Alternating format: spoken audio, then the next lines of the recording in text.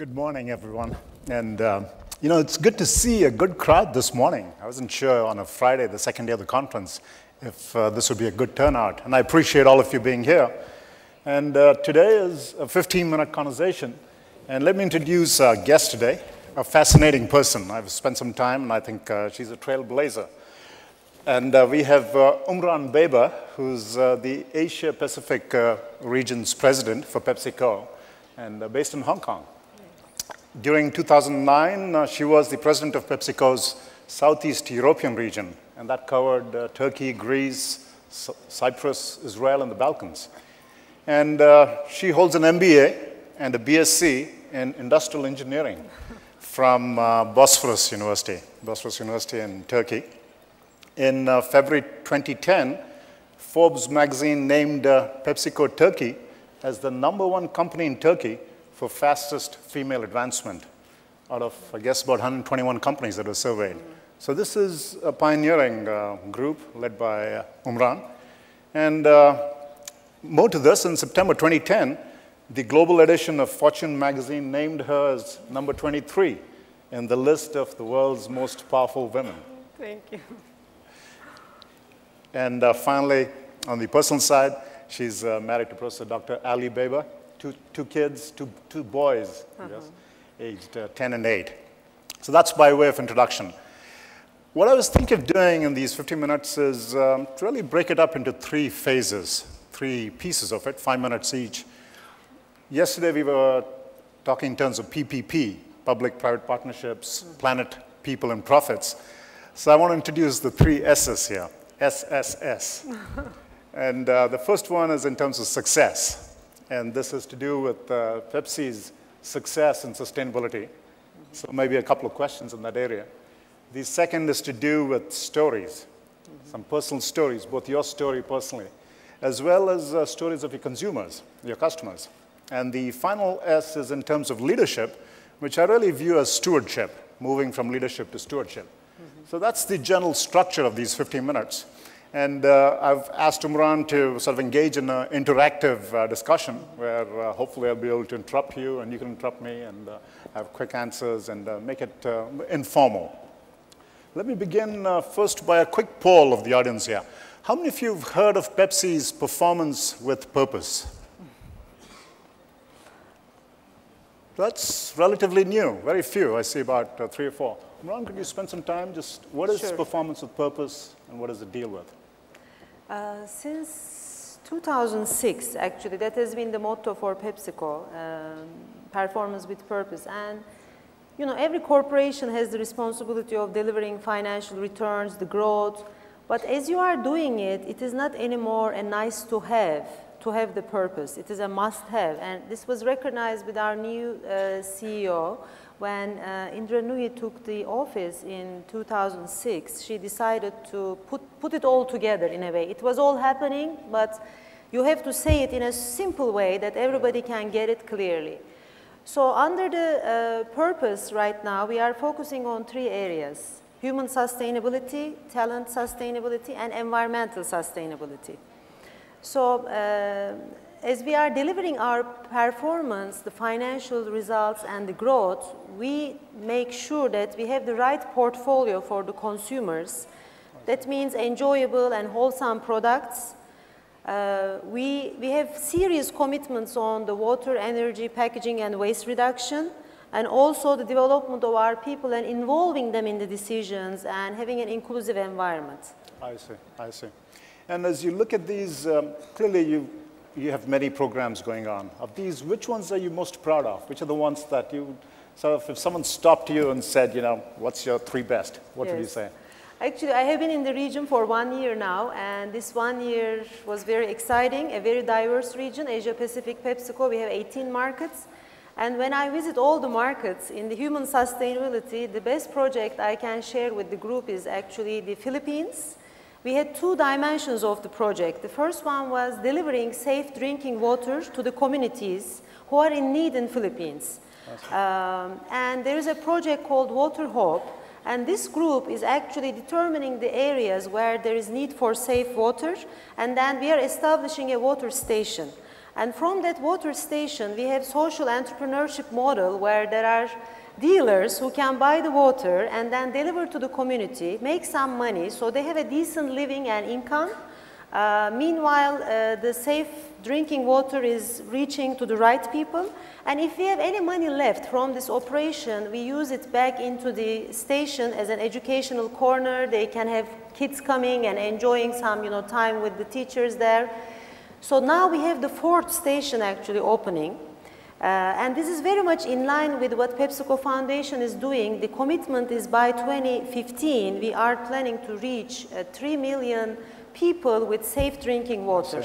So already 1 million will be accomplished this year. And in Philippines, at least in my region, we have this project helping to the mission of PepsiCo. So it's really a combination of, there is the social purpose here, which is the human side. Yes. Yes. But if you then relate it back to the benefit to PepsiCo, so how do you, and one issue that comes up is as these projects suggested, let's say, and then you have to evaluate them against business projects with other returns, financial returns. What's the kind of criteria and approach you use to enable these investments? In this system, actually, we tried something else also I should mention and then put it all together. We also use this dealer system for distributing a nutritious product, a Quaker product, which was also fortified with the iron, zinc, vitamin A and C. So when you put it all together, the social model can help also some of our brands reaching to the people in need in a nutritious way. So in that case, you are not looking for making money, but you are serving to the community, and that's helping the human sustainability side of the equation. But when we look at our investments, the capital investments especially, we have, of course, the capacity investments, innovation investments, productivity, and sustainability. And today, about 15 to 20% of our investments will be in the area of productivity and sustainability. I put it all together because they are now, as you decrease the water, energy, packaging waste, there's a lot of productivity coming out of those items. And the return on investment is evaluated very similarly with the growth projects. But of course, you need to have more flexibility on the timeline sometimes. It can be, let's say, 5 years, 10 years, depending on the project.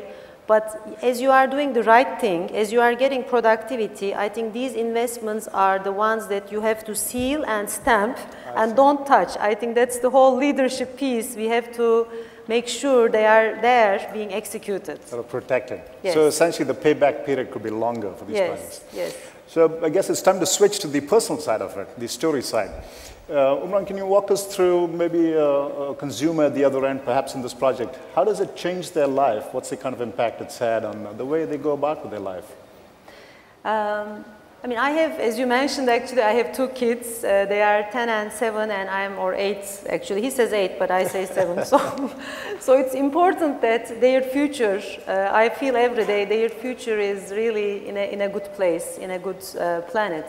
So working in a company where you really care for this, the sustainability is very important. And I see it also with the Generation Y, the new people we are recruiting. They are looking for meaning in the workplace. So as we are doing projects like in Thailand, for example, we have the environmental sustainability projects of waste reduction in the plant, in our foods plant. We are using, for example, the potato waste for animal feeding. Then we are using the cooking oil for biodiesel. Then we are using the washed potato water as starch and selling it as starch.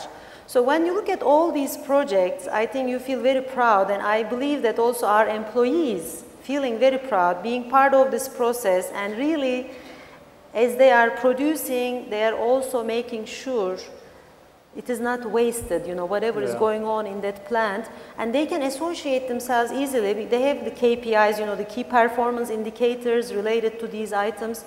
So and when I visit these plants, I really feel very good about what we are doing. But we should do more. I think that's the whole issue, because the objectives are so, like PepsiCo announced 20% reduction in water by 2015. In some of our plants, we already had, like in Vietnam, we had 50% reduction. In Pakistan, in our foods plant, we had 40% reduction in water. But can you go to a positive water balance, like our India operation is today, they are in the positive water balance. Can I do it in my area also? That's the kind of aspiration, and there is no end to this journey. You see, it is the exciting part. But it is, at the end, it is the leadership. I think you have to be committed, otherwise it will be written somewhere on the paper, but will not happen. Well, so that's a good, I guess, segue into the third segment. One key aspect of leadership is learning from failures, from setbacks, from things that didn't go well. So as you look back at your stay in Pepsi, or even Pepsi's history, what's an example where it was a setback, it was quote-unquote a failure that really you learned from? I mean, when I look at the history, I have been in the company for 16 years. In 1999, I was in Turkey and we had a major earthquake. I was in charge of commercial function and our plant was on the fault line and affected, and we had serious damage in the plant. The plant was built at the best standards at that time, but when I go back and review, the best standards didn't have the best standards for an earthquake estimation for 7.6 magnitude. So can we really foresee even beyond what is needed, let's say? And so there are the regulations, there are the company standards, but there are also the future mega trends that we have to care for. And today we talk about climate change. What it can bring to our life and operations and business can be more than we can even think about. Because in my area, I have 18 markets, and since January, I had Australia floods. Yeah. I had New Zealand earthquake. I had Japan, earthquake, tsunami, and the whole radiation. So how can we better plan ourselves as leaders for these disasters? And these are really beyond now some of the considerations we had in the past. So you're really balancing many balls. Yeah, in 1999, I mean, we felt our plant was in great shape, but it was not ready for an earthquake of 7.6. So can we be ready for a 9 or 10? I don't know. I mean, what is the possibility? But get ready for the unexpected, because life is changing, the planet is changing. We are trying to do our best as, let's say, private sector, but can we foresee even beyond the limits? I guess the message here is doing that extra, go beyond the standards. Yeah. Any final thoughts on leadership? Any last takeaway that you would say? I think the sustainability agenda is definitely needing a leadership perspective. Like yesterday, we have heard from also the President of Indonesia. In our businesses, the CEO's commitment, the President's commitment. How do you include your people into this journey as a leader is very important. But first, you have to walk the talk, I think. You cannot cancel, let's say, the sustainability investment the first time you have a shock in your financials. So you should be able to protect, stamp, and make sure that those things are happening. Meanwhile, you have to balance the short term and long term. There are certain things you shouldn't touch. And I think sustainability has to be on that agenda, and that's the leader's role today. It's sort of sacrosanct. Yes. Well, thank you very much, Umran. You'll join me in